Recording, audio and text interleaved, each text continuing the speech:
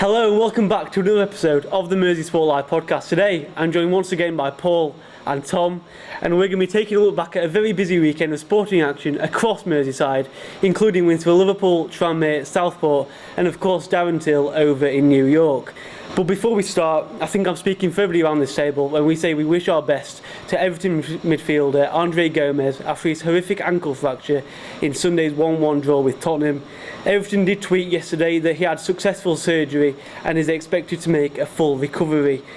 Paul, how bad was his ankle break on Sunday? Oh no, it did. It looked awful at the time, didn't it? At first I was just like, oh, it's a bad tackle. But then when you saw all the players' reactions, you saw Son going over and everyone looking, and then they were like, you know what I mean? You could tell that. So then they were like, okay, no, this isn't just a wee small injury. There's something serious here, and it did look bad. And we saw the photos and stuff afterwards, and really wasn't pretty.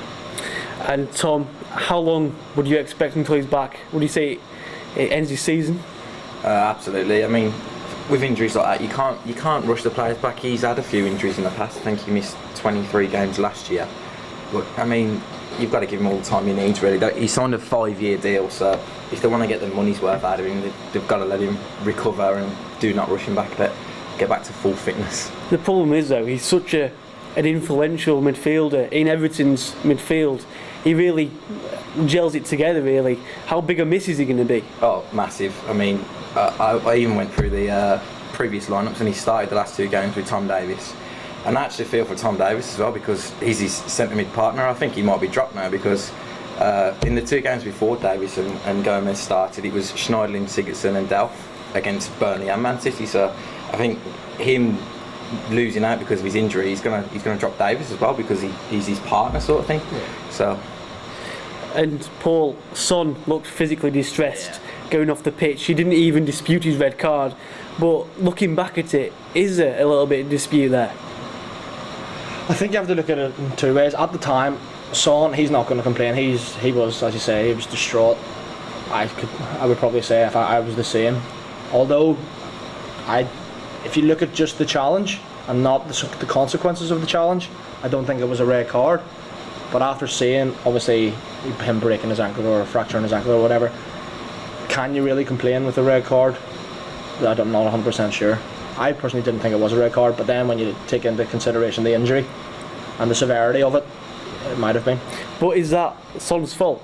Because he didn't go in there to injure Gomes. He didn't go there to break his ankle. He tried to make a challenge, he missed, he tripped him over, and then he obviously fractured his ankle in the process. You've got the statement the Premier League said when they looked at the VAR. Yeah, they said the red card for Son was for endangering the safety of the player, which happened as a consequence of his initial challenge, which is bang on for me, to be fair. I mean, we know Son's not a player like that where he's going to go and hurt somebody or he's even reckless and lose his head, but yeah, it's a freak accident, but yeah, he does trip him over and it leads to the foul. I think, looking back in reflection, it is a red card, and it was a yellow at first, and then the VAR changed it, and the Premier League said the VAR takes into account the severity of the injury when it comes to the red card there. So yeah, I think they've got no complaints, but it's quite harsh as well at the same time. But just before the tackle that Son made on Gomes actually elbowed Son in the face. Do you think that has something to do with it? Saying you could actually say it was a bit malicious, couldn't you? I mean, the actual tackle is not malicious at all. It's a little trip. It's just what's come afterwards. I mean, and players get into it all the time. We know, as I said, Son's not that type of player, so I wouldn't read too much into that. I did hear Jamie Carragher talking about if a player goes in for a tackle that's never going to make the ball, and he knows he's not going to make the ball, he just goes there to trip Gomes up in this situation, then that should be a red card. Do you agree with that? To an extent, I think that's quite extreme. As in, I mean, you're going to get everyone sent off. Then I think that's the point he's trying to make. That was Louis Saha's angle at it. Like every tackle is there to he could endanger an opponent. Every single tackle is there, because it looks like Gomes. Like he felt he went over after Son tripped him. If anybody else would have tripped him, if he just literally like a little trip. He goes over, breaks his ankle, and then obviously that's a red card. But is that fair? No, you can't give you can't just give red cards left, right, and centre. You're going to end up with a match of band with everyone being sent off. Exactly. You know what I mean? Yeah.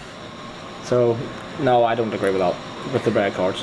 Well, we'll move on to. There was a couple of penalty discussions there.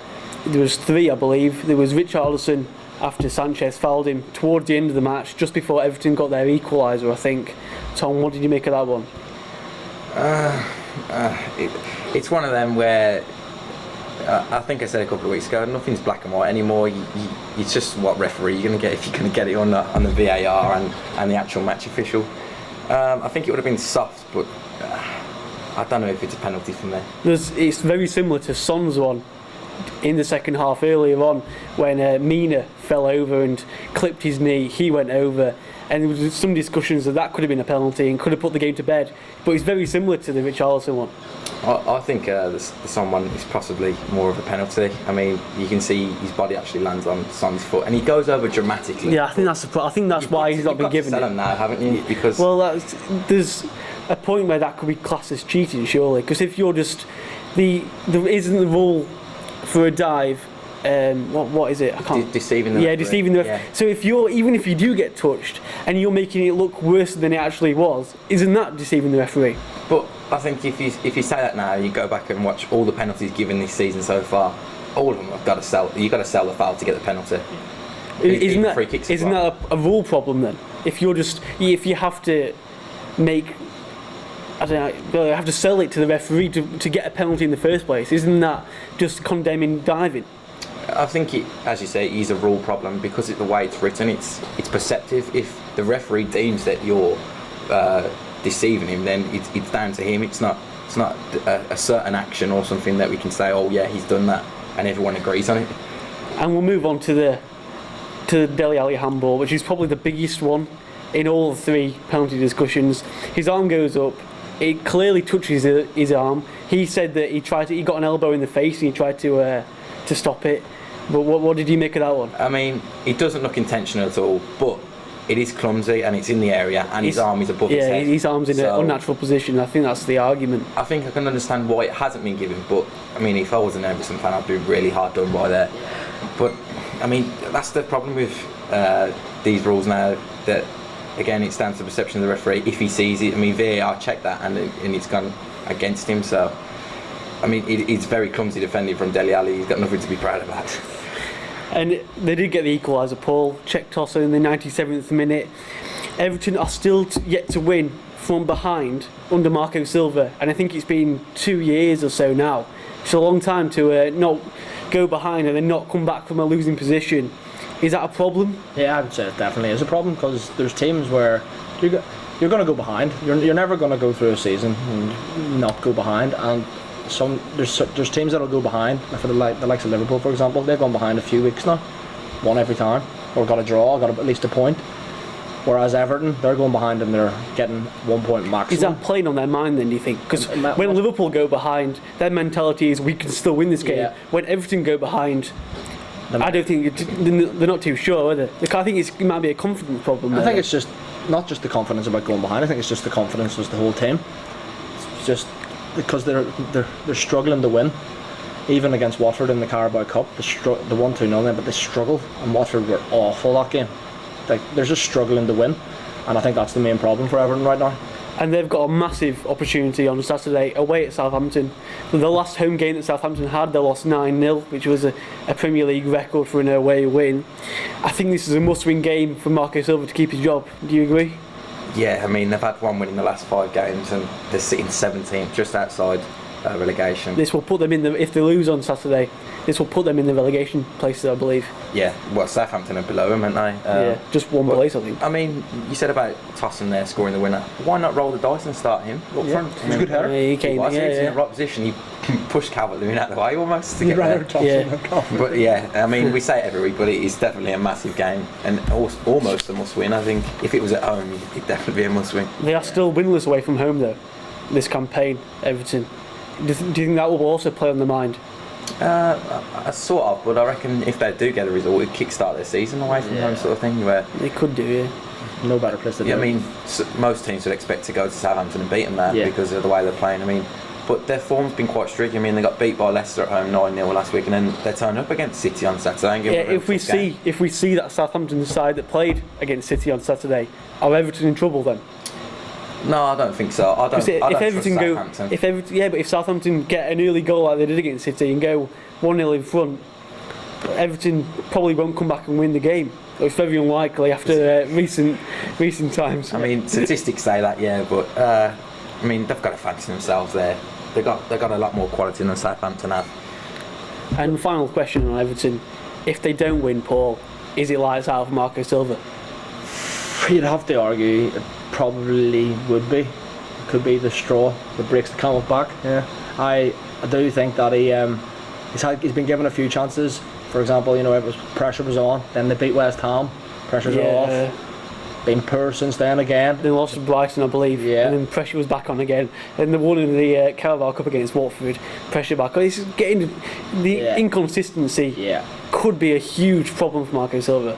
I would say that I think the board would be considering his position as a manager definitely if they aren't to win at Southampton.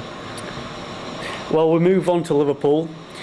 2-1 against Aston Villa. Tommy, you were a season ticket holder at Villa. What did you make of the game, and more importantly, Liverpool's performance coming up from behind? First off, I was absolutely devastated. I mean, Villa was so resilient for 85 minutes almost, but I mean, Liverpool were dominant, to be honest. It was almost like when it was going to happen, not if, because we know what this Liverpool team's like. They, as you say, they never give up. I mean, they did have spots of quality. I mean, Firmino's goal was very harsh. I mean, it looked offside from where I was, and the flag went up from the assistant. But looking on the replay, the VAR, that's absolutely ludicrous. I didn't think it was offside. No, he wasn't offside. I don't believe it was offside either. Paul, you and Alex alluded to it on the last podcast about slow starts. Yep. They started slow again against Aston Villa. They've got Man City on Sunday. Alex said it last week, if they start slow against Manchester City, they might not get back into the game. Yeah. I mean, I think Villa have been a lot better this season than I certainly expected them to be. But you're still expecting Liverpool to go to places like Villa Park and win. Whereas, as you say, if they went to goal down against Man City, you're not thinking, oh, it's okay, they'll come back and win like you did even against United. You thought Liverpool could have still won that. Against Villa, they did. But if you're playing City and you go behind, is the belief there as much that you can come back and win against the City side who are, well, arguably the current champions? So, and they're a lot better than Villa are. So you would have to think that they need to stop with these slow starts. Is it becoming a bad habit at the moment for you in Kloppsman? Well, yes, but they're still getting their job done. I mean, it's still undefeated. But until they don't get that job done, that could be the turning point then, surely. If they say they lose against City, they're going 1-0 behind, and then they don't get back into the game, that might play on their mind, saying, actually, we're not unbeatable. We can actually lose from a losing way. We can't actually come back every single time. Well, that's Jurgen Klopp making his job harder for himself at half time to get the players going again for the second half and say, we're still in this game, we can do it. Yeah. Well, we'll leave Genk playing Liverpool tonight in the Champions League at Anfield. They're expected to win that game. I would have thought, beating them away from home. So we'll go on to City on Sunday, which is a huge game. Win 9 points clear, lose, cut down to 3. 3 points is only one win, and I think Liverpool losing another game and City winning it's going to happen. I would have thought. I mean, I'm really looking forward to it. Last year at the Etihad, I think it was by far the best Premier League game of the season. I mean, I'm expecting loads of quality, some intricate tactics from both managers, and I want to see how they set up actually with in regards to City, who they're going to play at the back. But it's definitely a massive game, as in the aspect of the 3 points, like you said. But it's at Anfield, and they haven't lost there since March 2017, I think. So, I mean, it's going to be tight, really tight. So. And Paul, if they do win the game, they go 9 points clear. It's theirs to lose. Yeah, then. Definitely. If you go 9 points clear in any league at this stage of the season, I know it's still early days technically, but with the quality that Liverpool have, 9 points clear, can you see them dropping? Could you see them dropping another 9 points in the season? Who's going to beat them? Exactly. Yeah. Exactly. maybe City away, but things, you know what I mean. They could go and beat City again. I know that's we're talking next year, but no, I think if Liverpool do go 9 points clear, you gotta really fancy them. My only question mark is for Sunday. I mean, Salah went quite missing in the Villa game. He got subbed off after about 60 minutes, I think, and he just didn't seem up for it and at the races sort of thing. So, I mean, I know these big players turn up in big games, but that shows Liverpool's quality though, because Salah goes off, one of their best players, Mane, wins the game for them. They've got quality in all areas, and if one player does go off, the squad doesn't. The class in the squad doesn't leave, does it really? Yeah, and I think Origi came on for him, and he was fantastic. He went up front, and then for me, unsung hero, Origi. The versatility of Firmino, I think he dropped back a bit further, and he was playing the passes, and he was pulling the Villa defence apart. And it just shows you the adaptations of the squad, like they move for each other and even give up their favourite positions. And just quickly to talk about full-backs, Trent Alexander-Arnold got the assist, Robertson got the goal. Their full-backs have been influential for the past couple of seasons now, but especially in these last couple of games, especially against Man United and against Aston Villa and Tottenham actually. I think Alexander-Arnold was the best player on the pitch on Saturday. He was fantastic. His passing is ridiculous. He's quicker than I thought he was as well, and I mean, he supported Salah a lot, and he caused a lot of problems for the defence. His crossing is fantastic as well. And we'll move on to Tranmere now. Massive win away to MK Dons. How big a win is that for Tranmere, and could it kickstart their season really? It wasn't just a scrape win. It was a 3-1, I think it was. 3-1, yeah. 3-1. So comfortable win, you would say. Yeah, definitely. And I mean, MK Dons are also struggling, but Tranmere weren't doing the best. They were around the same. Well, we argue that this was a 6-pointer. Yeah. With MK Dons only being 1 point below Tranmere in the league. Now it's 4 points, and you've got to really think that Tranmere could really push on now. Yeah, no, they. As a fan of a League One side, 3 points away from home against anybody really. It is a good result. Yeah. Because literally, I know it's cliche, but anything can happen. It's like there's teams where you'd think, oh, we could beat them, no problem. You go away from home, you get lose 2 or 3-0. So for Tranmere to go away to MK Dons when the pressure's on, and to put in a performance like that, win 3-1, and then I actually think MK Dons, didn't they sack their manager? Yeah, straight after. Just So yesterday they announced Russell Martin, ex-Norwich City centre-back, and MK Dons centre-back actually. There you go. I think you want to talk about Hepburn Murphy, on loan from Aston Villa. Scored a hat-trick on Saturday. Future star. Absolutely. The quality of the goals is high class as well.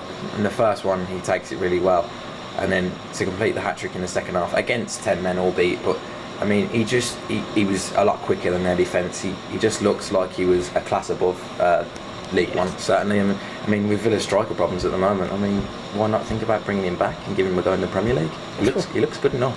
Never know. And where do you predict that Tranmere will go? Do you think they'll win the next couple of games and really excel into maybe the top half of the league if results go their way? I mean, I don't see why not. I mean, I think overall the best they're going to get is probably around mid-table. I think that's what they've got to aim for. Just into the top half, something like that. Yeah. So yeah, they're one of those teams. I know bar Sunderland thrashing, and they've been a difficult team to beat this season. I know they've lost a few, but narrow margins. But they're still a hard team to put away, as we've seen. So yeah, I think that could have been you never know, could just kickstart a little run. I think the away win's coming at a bad time as well, because they've got 2 cup games now. They've got Wickham this weekend, and then they've got midweek, the EFL trophy, and then they've got Wickham again in the league, and they're top of the league, Wickham aren't they? flying, But anything could happen in the cup. So they've got Wickham on Saturday, I believe. They've got to aim for third round. Every team in League 1 and 2 have got to aim for third round, because that's where you get the big teams, and that's where you get the money. Exactly, yeah. I mean, if they can get to the third round, the financial boost might be crazy, and also, I mean, it'll bring the interest back. If they get a big tie against got Spurs last year in the FA Cup, I believe. Yeah. It was on TV as well, wasn't it? Yeah, it was on TV. Yeah. It was on TV twice. At Southport the week before, and that was also on TV. So, two lots of TV money. Because I'm not going to complain there. But we're not underestimating the size of the challenge on Saturday against Wickham, because they're on fire at the moment. As a Rotherham fan, we played Wickham couple of weeks ago, and they beat us in our own backyard, and we didn't really look like scoring. So they've been one of the best teams that I've seen this season in League One. Still playing Akin Fenwell up front. He's been doing it for years. Machine. Well, we'll move on to UFC now. Darren Till, PK, I know you're a massive UFC fan. In his new weight, debut at his new weight, a win. Yep. How pleasing is that for him? No, I was very impressed with Darren Till. He even he touched on it in his post-fight interviews backstage. He said there was a lot of demons in his head after losing to getting knocked out by Masvidal, and who was headlining that show actually. But Darren Till, and he didn't make it easy for himself. Stepping up to 185 pounds, you thought, no, it's first fight, give him an easy enough win. But no, he took on Kelvin Gastelum, who only got beat by decision by Israel Adesanya, who's now the champion, and who looks like he's going to be champion in that weight division for years to come, possibly. So yeah, and one of the judges gave it a unanimous decision to Gastelum, and I don't know what fight he was watching. He must have been watching the crowd the whole time. Well, I don't have a clue. No, I tell you, there was no question marks about it. It wasn't the most pleasing fight on the eye. It was a little bit boring, a bit cagey, but Till did his job. He won, and that's all I'm sure he really wanted to do. I did watch the post-match interview with Till, and he said that he was trying to make excuses up not to go out because that's how nervous he was after his last fight against Masvidal, I believe it was. So how pleasing is it for him to come back from such... He was disappointed with that loss against Masvidal. Yeah. But he's come back stronger, and he's got the first win of many to come, I believe. Yeah, he's got to be really relieved now. So he is. He's a fantastic fighter. I mean, he's fought for the title at welterweight against Darren Woodley. It came up short, but Darren Woodley was the long reigning champion until he got beat there by Kamaru Usman. But now Till at 185 pounds, believe it or not, although he's gone up 15 pounds, he still looked a little bit skinny at the weigh-ins. It still looked like his face was a little bit sucked in. But you've got to say, 185 pounds, I could see him fighting there for a long time now. He looks comfortable. He looked comfortable walking into the ring. He looked a lot bigger than Gastelum, because they were both. Gastelum used to be a welterweight as well. Both probably could make welterweight, but Darren Till, just the size of him when he got in, he was massive, and he was a massive 170 fighter, and he's still going to be even one of the biggest at 185. So who says he can't go and win the title there? And we'll move finally onto our last topic, which is horse racing. I know there's a big meeting at Aintree on Saturday. Do you want to talk a bit through more about that? So Saturday the 9th of November we got the Virgin Bet Autumn Race Day at Aintree. They've got, I think, 4 races live on ITV, including the feature race. There's 7 races on the card. The feature race for £50,000. There's a few nice horses running to handicap chase, just over 2.5 miles. The Russian Doyen for Colin Tizard ran really well at Cheltenham last year. I think he ran at Aintree as well in the festival, one of the handicaps. He's heading the market for the feature. A few nice horses like War Sound for Philip Hobson, Old Greenwich Wood for the Skeltons. Also the other big race on the card, £30,000 handicap hurdle. Bags Groove, who ran well at the festival, got beat there. Roxana, who won at Cheltenham, and Vision to Flow as well for Colin Tizard. As I say, on ITV, there's tickets still available as well, only £20 for a seven race card. Quite exciting, and it should be a good day on Saturday. Anything more to add on that? Or? No, just will be a good day of racing. I'm sure I'll tune in. If not, go. Go down, yeah, exactly. £20. Yeah. Well, that brings us to the end of the podcast. Thanks for joining me. Make sure you stay up to date with all our social media channels at MerseySportLive, and of course our website, MerseySportLive.co.uk, and we'll see you next time. Thank you.